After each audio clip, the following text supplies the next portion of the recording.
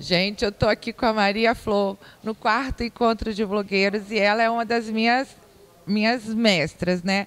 E a gente começou aqui na Blogosfera, no primeiro encontro, com uma das poucas mulheres daqui do encontro. Como que é isso, Flor? Como que é desses 4 anos para cá fazer um ativismo, fazer a Blogosfera sendo mulher, de lá para cá? Tem, além do desafio da luta pela democratização da comunicação, muitas vezes o desafio de gênero, né? A gente vive num país de subrepresentação em todas as instâncias de poder. A gente tem muito poucas mulheres.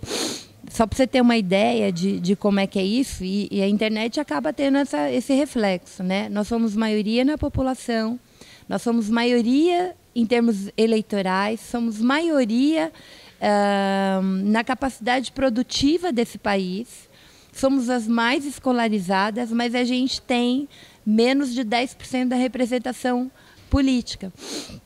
Com a nova lei de cotas, né, que malandramente foi interpretada pelos partidos como 30% de vaga para as mulheres, a lei não diz isso, inclusive, a lei diz que você tem que ter no mínimo 30% e no máximo 70% de um sexo. Ou seja, a gente poderia ter 70% das candidaturas, mas malandramente, e a imprensa compra, né, essa fala. Mas, enfim, esse reflexo é um reflexo que a gente vê no país inteiro, né? Embora a gente tenha conseguido eleger uma mulher, no ritmo que está, a gente vai conseguir paridade daqui a 150 anos. Então, a luta ela é cotidiana, diária, né? E todas as vezes que há divergência, que há problemas, às vezes no nosso próprio campo, muitas vezes o debate ele cai no sexismo. Então é não cair nessa armadilha, né? É tentar se posicionar enquanto ser humano, né? Enquanto sujeito desse processo, com tantos direitos e deveres quanto, né? E tocar. Eu geralmente não. Essas são coisas que não tendem não mais me afetar. E, pelo menos entre os companheiros mais próximos, isso já é um espaço completamente garantido. Mas, assim, acho que a gente vem ampliando a participação também das mulheres. Eu acho que vem sendo... vejo sensibilidade em alguns dos nossos amigos. A mesa que a gente estava, por exemplo, né, se a Irundina tivesse vindo, teria 4 mulheres contra 2 homens, que é uma coisa... Né, então ficou... e todas elas envolvidas, né, são sujeitos importantes na luta pela democratização da comunicação. Renata Miele, do Fórum Nacional Democratização da Comunicação, a deputada Luciana Santos, de uma comissão especial para discutir verbas, né? Eu, dentro da blogosfera progressista, nós convidamos a Luísa, que é uma das primeiras deputadas na frente de luta pela democratização da comunicação. Há blogueiras, né, de 4 anos para cá, novos blogs, as blogueiras feministas nasceram, as blogueiras negras nasceram, né, porque esse debate ele sempre é transversal. Você tem o machismo, ele não está descolado da homofobia, ele não está descolado do racismo, né? Ele não está descolado do preconceito de classe. Então, a gente tem diferentes lutas e elas são sempre transversais. E eu acho que a acessibilidade está crescendo, né? Tem muita gente aí fazendo um bom debate dentro da rede. Eu acho que a rede hoje ela tem um papel importante, pedagógico. Né? Num país de mídia tão concentrada como a nossa, que defende apenas os interesses do capital, né? Sequer tem um viés nacionalista, ela não tem nada disso, ela representa e defende os interesses do capital financeiro. Nosso papel dentro da blogosfera, tem que ser muito cuidadoso e ele vem tendo esse papel de uma luta de narrativas, né? Nós sempre somos o contraponto da barbárie, né? Porque o que a gente vive é uma barbárie. O viver num país onde 6 famílias dominam toda a comunicação é viver na barbárie, viver o tempo inteiro, sim, viver o tempo inteiro com risco de silenciamento, né? A gente ontem na virada cultural vocalista do Ira, falou com bastante sensibilidade como é que se deveria, que o poder público tem que acolher os dependentes de crack, né, tem que ter políticas públicas de proteção, etc. Tal. O governo de São Paulo, da Prefeitura de São Paulo, quando assumiu, criou a Operação Braços Abertos, que é completamente inédito em relação ao tratamento ao crack. Não tem repressão, é um acolhimento, é uma reintegração do dependente à sociedade, via trabalho, tirando das ruas, com hotel e coisas do gênero. E aí a manchete da Folha era: vocalista do Ira critica prefeito. Não é jornalismo, né? Não é jornalismo. Vou aproveitar um gancho, Flor, e vou te perguntar uma coisa. Eu vi a sua mesa, você falou da mesa, né, do marco, no nosso marco civil, que a gente, pela democratização da mídia, nós estamos lutando muito por isso. Conseguimos um avanço grande agora, que até a véspera a gente estava pensando que não ia ter, que é o marco civil da internet, né? Como é que hoje a gente está atuando e como que a gente precisa de atuar para poder fazer com que esse marco vire uma realidade também, já que a gente precisa tanto disso daí? A gente tem criado no país o Fórum Nacional de Democratização da Comunicação. Há um ano, nós conseguimos diferentes entidades de todo o país, né, do MST, passando pelo Intervoz, pela CUT, pela CTB, por rádios comunitárias, enfim, com todos os ativistas ligados à luta pela democratização da comunicação. Nós conseguimos formular um projeto de lei, né, um anteprojeto, que chama Lei de Mídia Democrática, a gente chama de PLIP, né? Projeto de Lei Mídia Democrática. Qualquer pessoa que tenha envolvida com essa luta pode entrar no site paraexpressaraliberdade.org.br, vai encontrar o projeto de lei, pode imprimir, lá tem explicado o que é esse projeto, tem o projeto na íntegra, tem as campanhas e tem as folhas do abaixo-assinado. Nós precisamos recolher 1.500.000 assinaturas para entrar, né, no processo da população, da sociedade civil, entrar com um projeto de lei no Congresso. Há essa possibilidade, poucas pessoas... Sim, na verdade, assim, é a entidade Fórum Nacional de Democratização da Comunicação que encampa isso. Mas a discussão do projeto foi como marco civil, foi uma discussão plural, foi uma discussão que vem desde a Confecom, né, envolvendo centenas de entidades em todo o Brasil e que estão representadas no fórum. Então, o projeto de lei já existe, nós precisamos recolher as assinaturas para poder entrar no Congresso. Então, o que é o nosso papel hoje? Eu acho que a gente ainda está muito descolado dessa campanha. A gente precisa, os blogueiros têm uma força imensa nos seus blogs, mas eles precisam, além de explicar esse projeto, precisa chamar seus leitores para essa luta. Todo mundo imprimir, e na sua universidade, no seu trabalho, no metrô, nos estádios de futebol, nas praças, sabe assim, no trem, e debatendo com a sociedade. Por que é importante a gente democratizar a comunicação no país? E convidar as pessoas a assinarem. Para além disso, conferir, porque tem que ter título de eleitor, ou então o nome completo da mãe, né, para validar as assinaturas, e devolver, porque eu tenho endereço. Porque nós precisamos, as pessoas precisam entender que a gente precisa da assinatura, não pode ser digital para esse projeto. Então, qual é o nosso papel? A gente tem que engrossar essa luta do FNDC e de trocentas entidades que estão nessa luta. Se nós, como aqui tem 1.800 blogueiros, imagina se cada um consegue 10 assinaturas, 100 assinaturas, e não é difícil. Tem blogueiro que tem 2 milhões, 3 milhões de acessos no seu blog mês. Então, assim, é preciso encampar isso, de verdade. A gente precisa virar ativista disso para que a coisa aconteça. Se a gente encampar, eu tenho certeza, né? Se a gente entender a importância disso, a gente, eu estou dizendo absolutamente todo mundo, né? Porque todo mundo tem trocentas demandas, mas essa é uma demanda importante, essa é uma demanda, inclusive, para a nossa própria existência, né? Como ampliar a nossa luta de verdade. Imagina o que é, num país que tem quase 6 mil municípios, você ter uma Rede Globo que está em todo o território nacional e tem quase 4 mil reprodutoras. E que tem rádio, TV, TV por assinatura, portal de internet, trocentas revistas, jornal impresso. Eles fazem o que eles bem entender. E eles pegam todas as verbas públicas. Todas as verbas públicas. E usam uma concessão pública. Não paga imposto. Né? E manipula e não faz jornalismo. Porque se pelo menos fizer jornalismo, já era uma coisa, mas não faz, abandonou qualquer proposta de fazer jornalismo. Faz política, faz uma política contra o país. Não é só contra o governo do PT, faz contra o povo, faz contra as políticas públicas, faz contra o nosso patrimônio.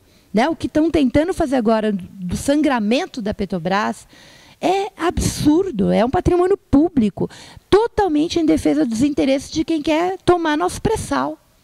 Então, assim, a gente precisa ficar muito atento. As questões hoje elas vão muito mais do que a questão partidária em si. Ela tem uma questão da defesa do patrimônio público e da soberania nacional. Então, democratizar a comunicação é isso. É o Brasil para os brasileiros, é a voz dos brasileiros. Se criminaliza movimentos sociais, se expande o racismo, se estimula a fazer justiça com as próprias mãos. A gente teve um linchamento, porque tem um monte de horários horrorosos, assim, desacreditando as instituições públicas e fazendo com que as pessoas achem que não existe poder público nesse país e que pode fazer justiça com as próprias mãos. Isso é gravíssimo. Isso é gravíssimo. Os ataques que essa mídia faz não é só ao governo do PT. As pessoas precisam entender isso. Ela está fazendo um ataque contra todas as instituições públicas, contra a democracia. Porque se a gente viver fora da lei, né, se a gente não ter meios, não ter garantido minimamente o que prega a Constituição, a gente volta para a barbárie. Isso é barbárie. Então, nós não podemos deixar que isso aconteça. A gente precisa se empenhar, porque isso é garantia da nossa própria sobrevivência enquanto povo, enquanto país soberano.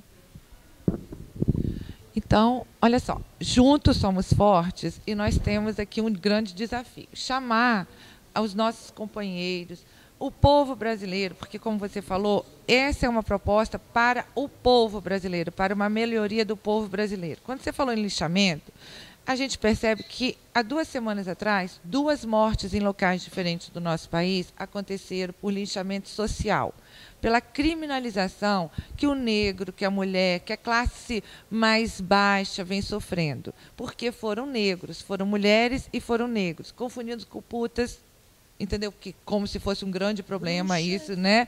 Como bruxas e como marginais, porque politicamente, para essa grande mídia que coloca que a gente tem que ser sempre um star, né? Ou que quem é aquele só o branco de olho negro e bem-sucedido que anda com carrão.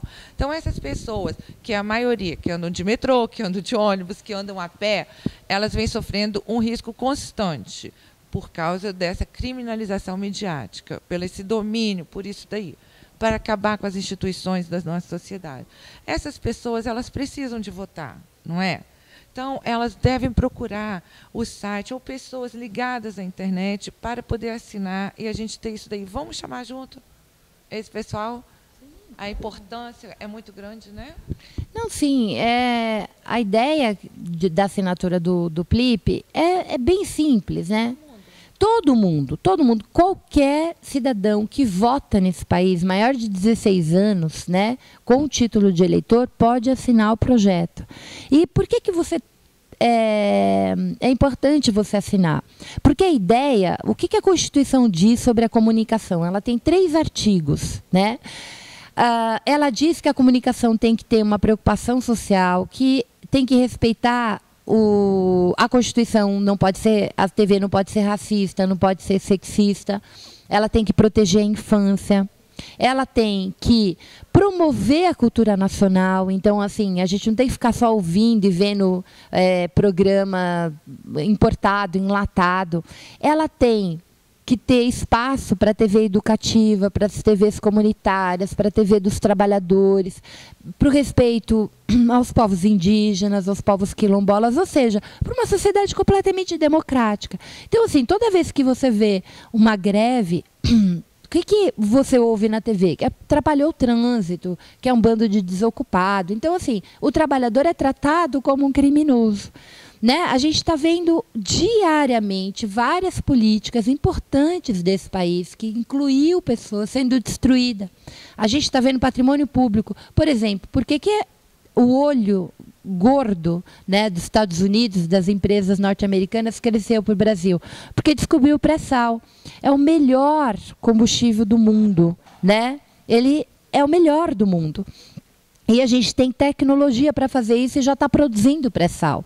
O dinheiro do pré-sal é dinheiro que vai ser voltado exclusivamente para a educação, para a saúde. Então, assim, imagina um povo saudável, com uma saúde de qualidade, com uma educação de qualidade, que povo perigoso vai ficar, porque é um povo consciente, é um povo que vai ter acesso. E aí a gente finalmente vai conseguir destruir o quê? O poder dessas grandes famílias que dominam terra, dominam a comunicação e explora em cima dos juros de banco, enfim. A gente vai ter povo que vai exigir direitos cada vez mais e muito consciente. Então isso não interessa. Então por isso que a gente precisa ter uma comunicação democrática, para todo mundo poder, quando a gente ouve a Folha, o Lula esteve aqui, ficou 2 horas falando de diferentes assuntos e da importância da democratização da comunicação. Todos os jornais, sem exceção, usou uma palavra fora do contexto de uma piada que ele fez. Como se o Lula achasse que metrô era babaquice. É um absurdo. Quem vê toda a fala e vê de onde foi tirada a fala, sabe que é mentira. Mas todos os jornais falaram isso. Né? Todo mundo, por outro lado, né, na internet a gente pode ouvir a fala do Lula e ver que eles estão mentindo. O problema é que hoje o problema na internet não é a fala. Todo mundo pode falar. Qual é o problema de se viver numa sociedade que a mídia domina tudo? A gente chama isso de propriedade cruzada, que não pode, é inconstitucional. Você não pode ter rádio, TV, revista, TV por assinatura, portal, tudo de uma mesma família. O problema na internet é se fazer ouvir, é ser lido, é ser visto. Porque você pode ir lá e escrever essas coisas, mas como é que faz para distribuir isso? Como é que faz para atrair as pessoas para ler? Então, essa é a grande disputa. Quando você tem uma mídia concentrada, ela joga os atores, ela tem como distribuir isso para tudo quanto é lugar. Entendeu? Então, é bom ter a liberdade na internet, é fundamental. Mas sem democratizar os meios de comunicação, a gente vai continuar berrando como formiguinha. E tem uma coisa que todo mundo precisa entender. A única coisa que não tem regulação no país, o único monopólio que não é regulado no país é a comunicação. Todo e qualquer concessão pública neste país tem lei. Tem a lei dos portos, é público, mas tem a lei que regula. Os aeroportos, as concessões que foram feitas agora aos aeroportos, tem regulação, tem agência. Mesmo as telefonias, tem regulação, tem Anatel, gás, luz, água, tudo tem regulação. Tudo que é concessão pública. O que a gente está falando sobre concessão pública? É que é do Estado. É do Estado brasileiro, independente de quem está no governo. Aquilo é patrimônio do povo brasileiro. As ondas eletromagnéticas, para onde difunde rádio e TV, é do povo brasileiro. Só que foi apropriada pela Globo, pela Band, pela família dos Marinhos, e assim por diante. Por que esses caras concentram tanto poder? Porque nos locais, aí a gente tem os políticos que se associam e fazem as retransmissões. Em nenhum lugar do mundo, nem nos Estados Unidos, a gente tem uma comunicação concentrada como não existe nos Estados Unidos uma rede de TV que esteja em todos os municípios. Não existe. Nem assim, tem algumas regionais. Se qualquer filme americano, você vê um jornalista que trabalha numa TV local sonhando em ir para Nova York, porque vai ter uma TV mais ampla para falar para mais gente. Mas tem um monte de TVs locais e rádios locais. Milhares. E isso não ocorre no Brasil. Na Inglaterra, E olha, eu não estou falando de nenhum país, não estou falando de nenhum país chavista, nenhum país socialista, nada. Estou falando de países, né, profundamente capitalistas e liberais. Na Inglaterra, existe regulação para a imprensa escrita. Até a imprensa escrita tem que seguir regras. É isso a regulação. No Brasil, a gente nem está querendo que a imprensa escrita entre no marco regulatório, que a imprensa escrita é privada. O que a gente quer é regular o que é público. A concessão da Globo é uma concessão, não é da Globo.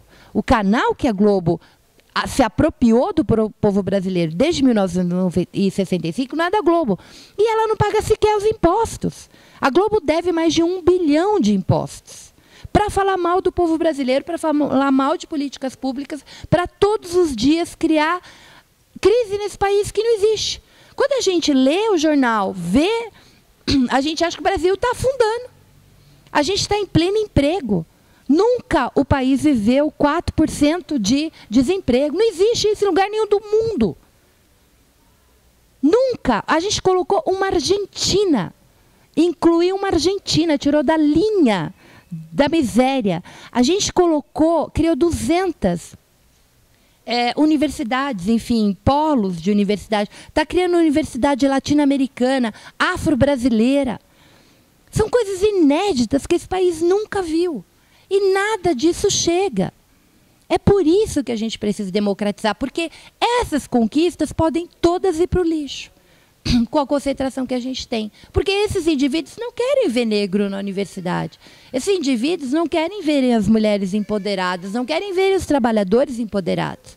Então, as conquistas desses trabalhadores correm risco com esse monopólio que todos os dias fala mal.